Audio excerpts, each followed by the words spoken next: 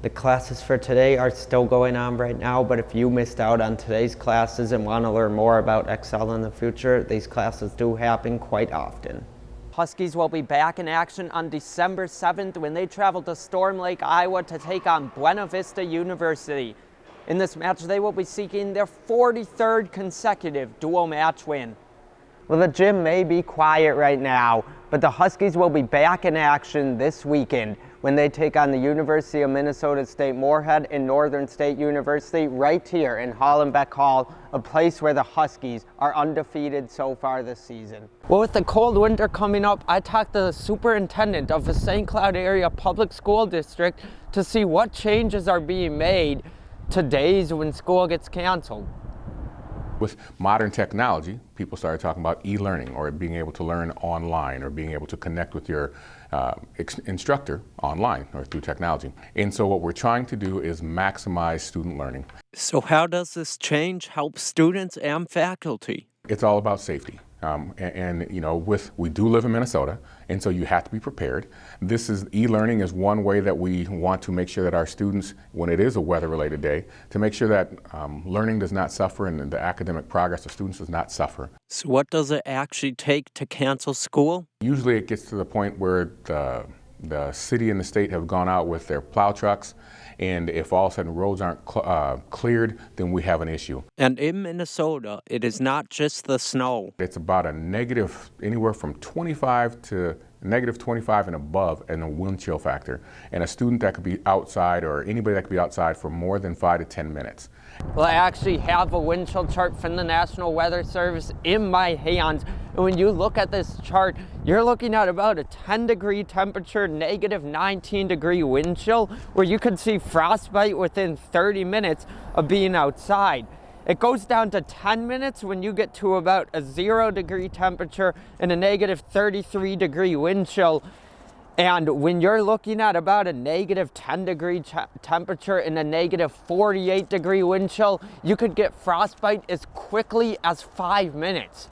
Reporting for UTVS News, I'm Jack Bienick.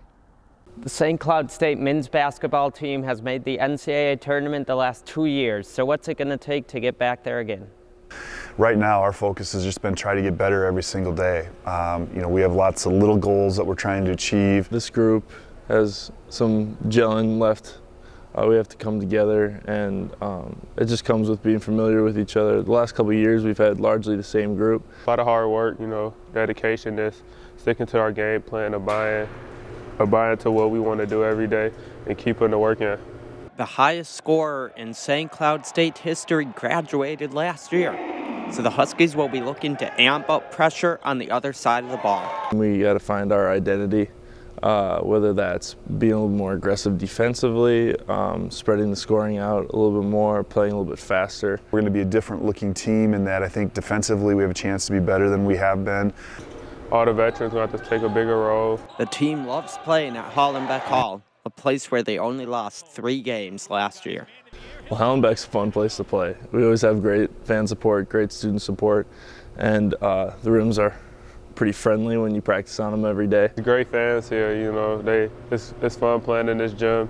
When they get excited, it just motivates us to want to play harder.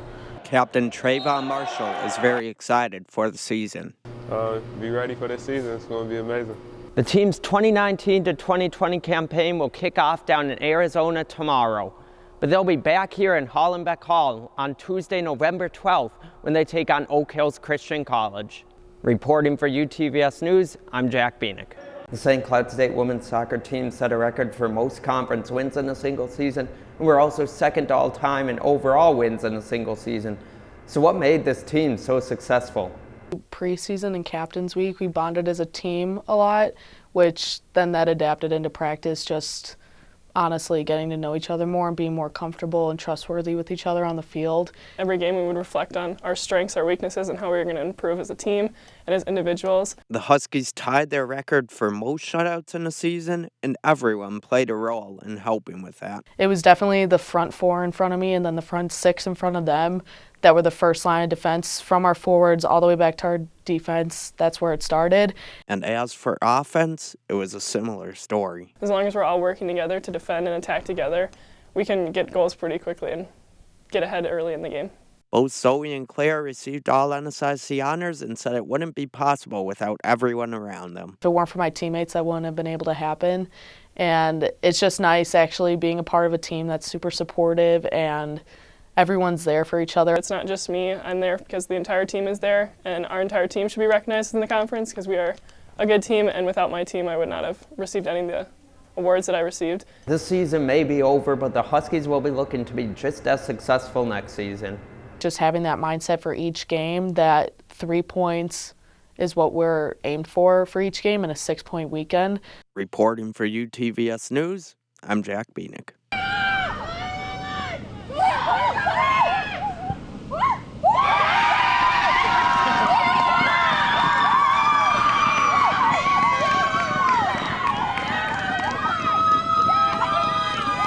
On Friday, Becker football was taking on Rocori. Both these teams top 10 in the state, and this was a wild one. In the fourth quarter here, it's Tucker Hawkinson with a big reception for Rocori, getting them into Becker territory.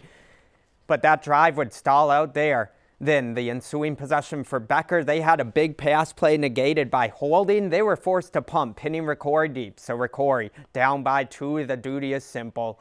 Have a big drive, get into field goal range, and set up hopefully a game-winning field goal, and it started with this. Tucker Hawkinson, another big reception, getting into Becker territory. A few plays later, it's the quarterback, Jack Steele, finding Andrew Anderson over the middle, who gets down. Rocori is able to get to the line, spike it, set up a game-winning field goal attempt for Christian Rodriguez, and yeah, that one never had a chance. Wide right, Rocori falls to Becker, 14-12, Becker improves to 5-1 on the season. The Minnesota Twins were in action last night in the first game of a 3-game set against the White Sox.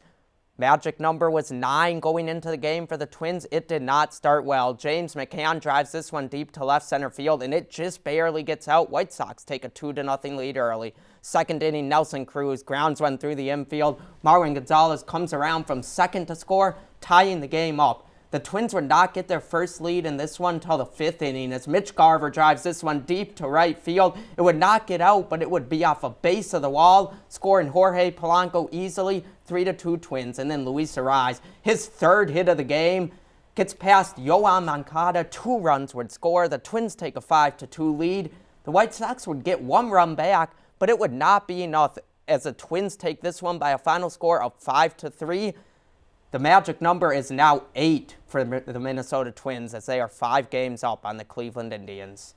Kirk Cousins has a lot of potential. Last season, he had a completion percentage of 70.1. That's a 10th all-time single-season completion percentage. You've got offensive firepower, Kyle Rudolph, Stephon Diggs, Adam Thielen, Dalvin Cook. He has potential to make this team great, but when you're running 15 yards behind the line of scrimmage and lobbing one up in the back of the end zone to a 6-foot receiver, you can't do that. He's got to be playing smarter and making good throws. All right. Here's the thing with Auburn. Bo Nix is very good. He had a big win against Oregon. He played well against Texas A&M, played well against Mississippi State, but he's a freshman. You're going into the swamp, one of the toughest places to play in all of college football.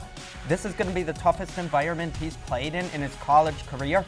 I expect Florida to bring a lot of pressure, show a lot of blitz packages, and put the pressure on Bo Nix. I don't see Bo Nix being able to handle that. It's just going to be too much